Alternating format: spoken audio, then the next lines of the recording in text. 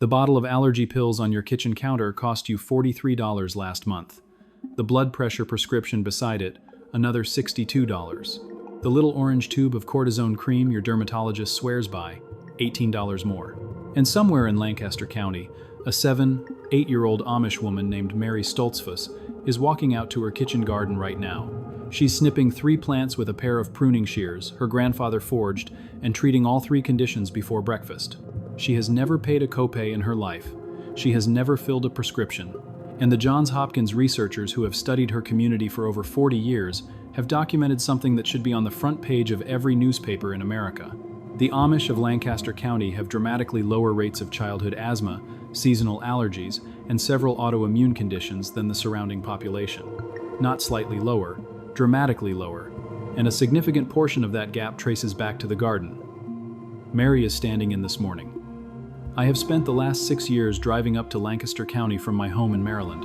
I sit at kitchen tables that smell like wood smoke and beef broth, filling notebooks with what the elders are willing to share. This started after my wife Eleanor was put on her 4th medication in 18 months for what her doctor called a stubborn inflammatory condition. The pills made her tired. The next pill treated the tiredness. The pill after that treated the stomach pain from the second pill. And one Sunday afternoon, an Amish woman named Sarah Yoder, whose husband sells us our eggs, pressed a small brown paper bag into Eleanor's hand. She said quietly, "Steep this for 9 minutes, twice a day, and come see me in 3 weeks." 3 weeks later, Eleanor walked into Sarah's kitchen without her cane. That brown paper bag is what started this. And what I am about to walk you through is every healing plant that grows in what the Plain communities call God's pharmacy.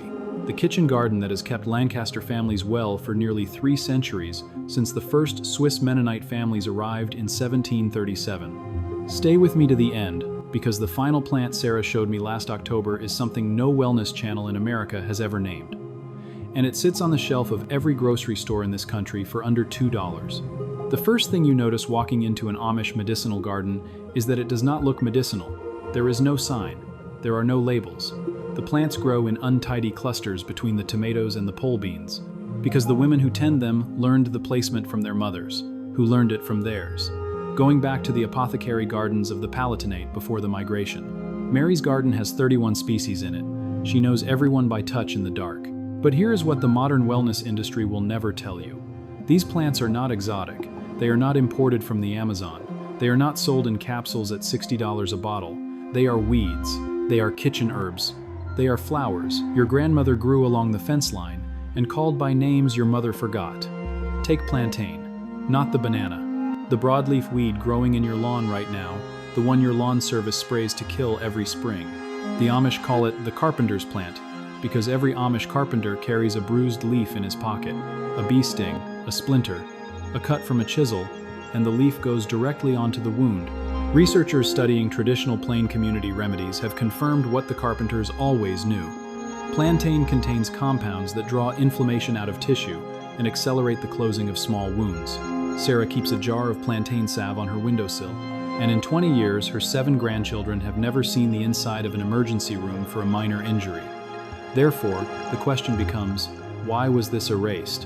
Why does no pediatrician hand a young mother a tin of plantain salve when she leaves the hospital with her newborn? The answer is the same answer that runs underneath every block of this video. There is no patent on a weed. There is no quarterly earnings report on something a child can identify in a parking lot. But plantain is only the first. The second plant in God's pharmacy is the one Mary calls the heart's friend, hawthorn. The hedgerow shrub with the red berries that the English settlers planted as fence rows 3 centuries ago, and that Plain communities have used for cardiovascular support since before the word cardiovascular existed. Hawthorn berries, hawthorn flowers, hawthorn leaves. Penn State Extension has published guidance, noting that hawthorn preparations have been studied extensively for circulatory support. And traditional Pennsylvania Dutch practice used hawthorn tea for what the old women simply called a tired heart. I watched Sarah make it for her husband Amish last winter. He is 81. He still pitches hay. He has never taken a blood pressure medication. The tea is the color of weak coffee and tastes faintly of apple skin and almond. The third plant is elderberry, and this one most viewers have heard of, but not the way the Amish use it. The grocery store sells you elderberry syrup at $14 for 4 ounces, loaded with corn syrup and preservatives. The Amish version sits in quart jars in every Lancaster County root cellar from September through April. Sarah's mother taught her that the syrup must be cooked with cloves and a single stick of cinnamon, not for flavor, but because the warming spices change how the body receives the berry. Multiple generations of Lancaster families have passed down the same ratio: 2 parts berry juice, 1 part raw local honey, a whisper of clove. When Eleanor caught what would have been her annual bronchitis last February, Sarah handed me a pint jar. Eleanor was clear in 4 days. The previous year, on the prescription cough syrup her doctor recommended, it had taken her 3 weeks. But here is where the contrast turned sharp. The pharmaceutical cough suppressant Eleanor had been prescribed costs roughly $22 per bottle, and contains an active ingredient that suppresses the cough reflex without addressing the underlying inflammation. The elderberry syrup costs roughly $4 per quart to make at home, contains documented antiviral compounds, and addresses the inflammation directly. The traditional version wins on price, on mechanism, and on the simple fact that Eleanor's grandmother lived to 96 inches rural Pennsylvania. She made a jar of it every September of her adult life. Therefore, the question becomes larger. How many of these plants did our grandmothers know that we have lost in 2 generations? Mary counted 31 inches her garden. My wife's grandmother, before she died, could name perhaps 8. My wife, before Sarah, could name 2. The 4th plant is yarrow. And yarrow is where Sarah's teaching turned my understanding upside down. Yarrow stops bleeding. The Amish midwives of Holmes County, Ohio have used yarrow tincture in childbirth for over a century. And the same tincture sits in Sarah's medicine cabinet for everything from a kitchen knife slip to a nosebleed in winter when the heating dries out the sinuses. The flowers are dried in bundles hanging from the rafters of her summer kitchen. The smell is sharp and green and unforgettable. Let me walk you through how the medicine lives in Sarah's kitchen, because seeing it is different than reading about it.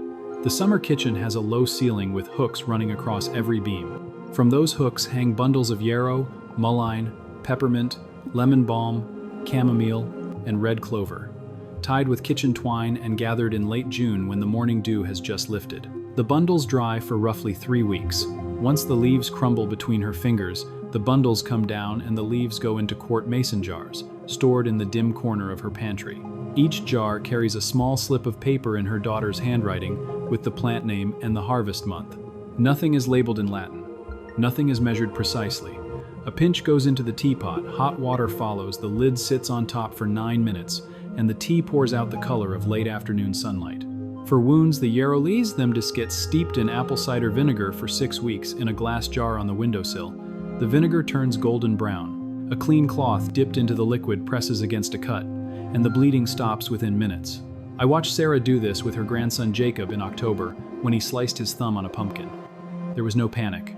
There was no emergency room. There was a quiet woman, a glass jar from the windowsill, and a boy who went back to playing within 10 minutes. The 5th plant is mullein, the tall yellow-flowered weed that grows along every country road in Pennsylvania. Mullein leaves, smoked or steeped or steamed, have been used in plain communities for respiratory complaints for as long as the communities have existed in America. Sarah's mother died at 94 with the lungs of a woman 30 years younger, and she drank mullein tea every winter morning of her adult life. But none of these 5 is the secret I promised you at the beginning. The secret is what Sarah showed me in her root cellar last October. On a shelf I had walked past a dozen times without noticing, a row of pint jars filled with what looked like dark amber liquid, onion skins. The papery brown outer layers of yellow onions that every American grocery store throws into a compost bin or a dumpster every single day. Sarah saves them. All winter long, every onion that comes into her kitchen, the skins go into a jar, and the jar gets covered with hot water and left to steep overnight. The liquid is the color of weak tea. She drinks 1 small cup every morning from October through April. Researchers studying Amish populations have noted unusually low rates of certain age-related vascular conditions in elderly community members. And traditional Pennsylvania Dutch practice has long included onion skin tea as a winter morning ritual. For what the old women called keeping the blood moving, onion skins contain quercetin in concentrations several times higher than the onion flesh itself. Quercetin is one of the most studied flavonoids in nutritional literature, with documented effects on inflammation, histamine response, and blood vessel integrity. The grocery store throws it away. The supplement industry sells you a capsule of it for $38. Sarah drinks it for free every morning, and she has done so since she was a young bride in 1968. Eleanor started drinking it last November. By Christmas, Her seasonal allergies, which had plagued her every winter for 30 years, were gone. That is the gift Mary and Sarah and the women of Lancaster County have kept alive while the rest of America has forgotten. 31 plants in a small garden behind a white farmhouse. A jar of onion skins on a root cellar shelf. A tin of plantain salve on a kitchen windowsill. The full pharmacy of God, growing in the soil that the first Swiss Mennonite families turned over by hand in 1737, still being tended by their great-great-great-granddaughters this very morning. You are not a person who needs a pharmacy run by strangers. You are someone whose grandmother knew these plants, and you are recovering what was taken from her, one jar at a time.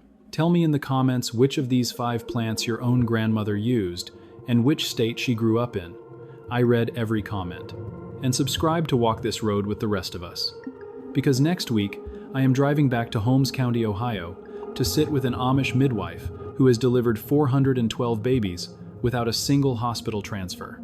And the tea she serves every laboring mother is something I have never seen written down anywhere in America.